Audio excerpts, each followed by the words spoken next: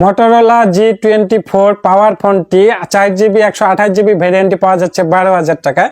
তো আমরা যারা 12 হইতে 13,000 টাকার মধ্যে ফোন নিয়ে থাকি তারা কিন্তু অনেক আশা করে এবং কষ্ট করে টাকা জোগাড় করার পরেই ফোনটা নিয়ে থাকি।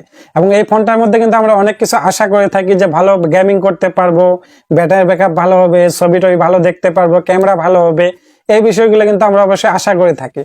কথা হলো যে এই ফোনটা আসলে আমাদের যে আশাটা প্রত্যাশাটা এটা কতটুকু পূরণ করবে এবং এই ফোনটার যে ফিচার গুলো অ্যাড করা হয়েছে এগুলো আসলে কতটুকু কাজ করবে, এটাই আপনাদের সাথে আজকে আমি শেয়ার করব। তো যারা আমার চ্যানেলটি এখনো সাবস্ক্রাইব করেননি প্লিজ চ্যানেলটি সাবস্ক্রাইব করার অনুরোধ রইল। তো চলুন বন্ধুরা, কথা না বাড়িয়ে মূল ভিডিও শুরু করা যাক। এই ফোনটির ডিজাইনটা কিন্তু প্লাস্টিক দিয়ে করা হয়েছে এবং প্লাস্টিক বিল্ডারই একটা ফোন। এটার যে ফ্রেমটা এটাও কিন্তু প্লাস্টিকের তৈরি এবং এই ফোনটার যে ব্যাক এবং ফ্রন্ট দুই পাশে প্লাস্টিক ব্যবহার করেছে, তার মধ্যে ব্যাকের যে প্লাস্টিকটা এটার মধ্যে কিন্তু আলাদা করে একটা পলি ব্যবহার করা হয়েছে, যেটার কারণে মনে করেন যে হাতের যে ফিঙ্গারপ্রিন্ট ম্যাগনেটটা এটা কিন্তু একটু কম বসবে এবং তারপরে মোটামুটি বসে। তো আপনারা চাইলে এটার জন্য যে এটা বক্সে যে কেসটা ব্যবহার করা হবে সেই কেসটা আপনারা অবশ্যই এই ফোনটাতে লাগিয়ে নেবেন। এবং এই ফোনটা কিন্তু ডিজাইনটা অনেক সুন্দর করা হয়েছে, সেই সাথে এটার থিকনেস হলো 9mm এবং ওয়েট পাচ্ছি আমরা 197 গ্রামের মতো ওয়েট এই ফোনটাতে ব্যবহার করা হয়েছে। তো এই ফোনটার ডিজাইনটা কম দামি হওয়া সত্ত্বেও কিন্তু বেশ প্রিমিয়াম এবং হাতে ধরে কিন্তু আপনি বেশ প্রিমিয়াম ফিল করবেন। এই ফোনটার ডিজাইনটা আমার কাছে ভালোই লেগেছে। সেই সাথে এই ফোনটির ডিসপ্লেতে ব্যবহার করা হয়েছে 6.56 ইঞ্চি একটি IPS LCD প্যানেল, যেখানে 90Hz রিফ্রেশ রেটও ব্যবহার করা হয়েছে এবং এই ডিসপ্লেটাতে কিন্তু আমরা 16 মিলিয়ন কালারের সাপোর্ট পাবো। তো কালার নিয়ে আমাদের কোনো দুশ্চিন্তা করতে হবে না, এটা IPS হওয়া সত্ত্বেও কিন্তু বেশ ভাইব্রেট কালার ফিল করবেন আপনারা। এবং এইখানে যে 90Hz রিফ্রেশ রেটটা ব্যবহার করা হয়েছে এটা কিন্তু ঠিকঠাকই কাজ করতেছিল। এবং এই ফোনটির রেজুলেশনে ব্যবহার করা হয়েছে 720x1612 পিক্সেল, অর্থাৎ এখানে কিন্তু ফুল HD প্লাস রেজুলেশন ব্যবহার করা হয়নি, এখানে ব্যবহার করা হয়েছে HD প্লাস রেজুলেশন। তো এখানে যদি ফুল HD প্লাস রেজুলেশন ব্যবহার করা হতো তাহলে মনে করেন যে আমার কাছে ঠিকঠাক মনে হতো ডিসপ্লেতে, তো এখানে আমার কাছে একটু কমতি মনে হয়েছে।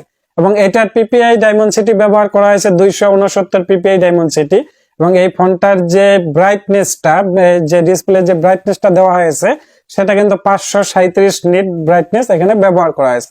তো এটা আউটডোর এবং ইনডোরেও মোটামুটি আপনারা ব্যবহার করতে পারবেন, তাই কোনো রকমের সমস্যা হওয়ার কথা নয়। সেই সাথে এটার যেই ডিসপ্লেটা প্রোটেকশনটা এটা কিন্তু প্রোটেকশনটা আসলে কি ব্যবহার করে সেটা কোনো ঘাটাঘাটি করে কিন্তু পাওয়া যায়নি।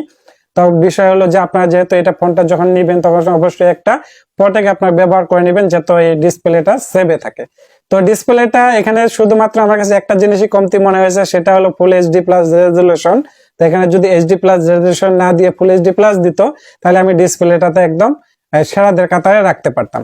এই জিনিসটা ছাড়া ডিসপ্লেটা মোটামুটি ভালো পারফরমেন্সই করবে এবং ভালো মানে কালার কোয়ালিটি ছবি প্রোভাইড করবে। এখন আসা যাক ফোনটি পারফরমেন্স সেকশন নিয়ে। এই ফোনটিতে পাচ্ছি আমরা অ্যান্ড্রয়েডে পাচ্ছি Android 14 এবং এটার যে প্রসেসরটা এখানে ব্যবহার করা হয়েছে MediaTek Helio G85 12 ন্যানোমিটার একটি প্রসেসর। তো এই প্রসেসরটা যদি অনেক আগের, তো তারপরে প্রসেসরটা মোটামুটি একটা মিডিয়াম পারফরমেন্স দিয়ে থাকে এবং এটা যে কম দামি ফোনগুলোর মধ্যে ব্যবহার করে থাকে। তো এই প্রসেসরটা আপনি মোটামুটি ভালো প্রসেসরই বলতে পারেন এবং এটা কিন্তু একটা অক্টাকোর প্রসেসর। সেই সাথে আমরা জিপিইউ পাচ্ছি এখানে Mali G52MC2 পাচ্ছি আমরা, এখানে জিপিইউ আমরা ভালো পাচ্ছি। তো এই প্রসেসরটা মোটামুটি ভালো মানের পারফরমেন্স করবে এবং এই বাজেটের মধ্যে এই পারফরমেন্সে আমি অবশ্যই সন্তুষ্ট থাকবো। এই ফোনটি পাবো আমরা দুইটি ভেরিয়েন্টে, 4GB র্যাম 8GB র্যাম, সেই সাথে 128GB স্টোরেজ এবং 256GB স্টোরেজ। তো যারা নাকি একটু বেশি স্টোরেজ বেশি র্যাম নিতে যাচ্ছিলেন তারা অবশ্যই 8GB 256GB নেবেন এবং যাদের একটু কম স্টোরেজ কম র্যাম হলেও চলবে তারা অবশ্যই 4GB 128GB নেবেন। তবে এখানে কিন্তু 4GB 128GB এবং 8GB 128GB এর মধ্যে কিন্তু একটা রেটেরও মোটামুটি 4 হতে 5,000 টাকা ডিফারেন্সের বিষয় আছে।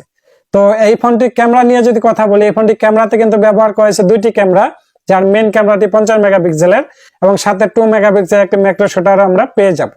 তো মেন ক্যামেরা দিয়ে মোটামুটি ভালো মানের ছবি তুলতে পারতেছিলাম এবং ভালো মানের কালারফুলি হচ্ছিল এবং কোয়ালিটিও মোটামুটি ভালোই দিচ্ছিল।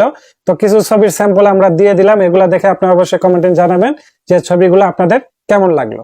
এবং এই ফোনটিতে কিন্তু সেলফি ক্যামেরা ব্যবহার করা হয়েছে 16 মেগাপিক্সেলের একটি সেলফি ক্যামেরা, এটা দিয়ে আপনারা মোটামুটি ভালো মানের ছবি পেয়ে যাবেন। আমরা এই ভিডিও রেকর্ড করতে পারবো 1080p 30 fps। সেই সাথে এই ফোনটি ব্যাটারি নিয়ে যদি কথা বলি, এই ফোনটি ব্যাটারিতে থাকছে সবচেয়ে বড় যেটা হাইলাইটেড ফিচার, যেটা মনে করেন যে 5000 না 4000 না, এখানে কিন্তু 6000 mAh একটি ব্যাটারি ব্যবহার করা হয়েছে। তো তো এই বিষয়টা কিন্তু খুবই মানে আকর্ষণীয় একটা বিষয়, যে মাত্র 12,000 টাকা ফোনের মধ্যে 6,000 mAh একটা ব্যাটারি। তো সেই সাথে ব্যাটারি চার্জ করার জন্য কিন্তু 33 ওয়াট একটি ফাস্ট চার্জারও ব্যবহার করা হয়েছে। তো মোটরোলা আমি বলবো যে অন্য অন্য এই রেঞ্জের যে ফোনগুলো আনা হয়েছে মার্কেটে, তাই এই মোটরোলা অন্য দিক দিয়ে কি আছে, কিন্তু ব্যাটারি সেকশন দিয়ে কিন্তু সবাইকে পিছনে ফেলে সবার উপরে তারা চলে আসছে। তো যাই হোক, এই ফোনটি যা যা অফার করতেছে এবং যা যা ফিচার এখানে অ্যাড করা হয়েছে, তা আমি মনে করি যে এই রেঞ্জের যে ফোনগুলো আছে, অন্য অন্য যে কোম্পানি যে এই বাজেটের মধ্যে ফোনগুলো আনা হয়েছে, তো তাদের থেকে সবার উপরে থাকবে এই ফোনটি। অবশ্যই এই ফোনটি ভালো পারফরমেন্স করবে তাদের থেকে। এই ফোনটি যেহেতু কম দামি একটা ফোন, তো এই ফোনটা এই বাজেটের মধ্যে একদম পারফেক্ট একটা প্যাকেজ আমার কাছে মনে হয়েছে। তো যারা নাকি এই কম বাজেটের মধ্যে একটা ভালো ফোন খুঁজতেছিলেন, তারা অনায়াসে এই ফোনটি নিয়ে নিতে পারেন।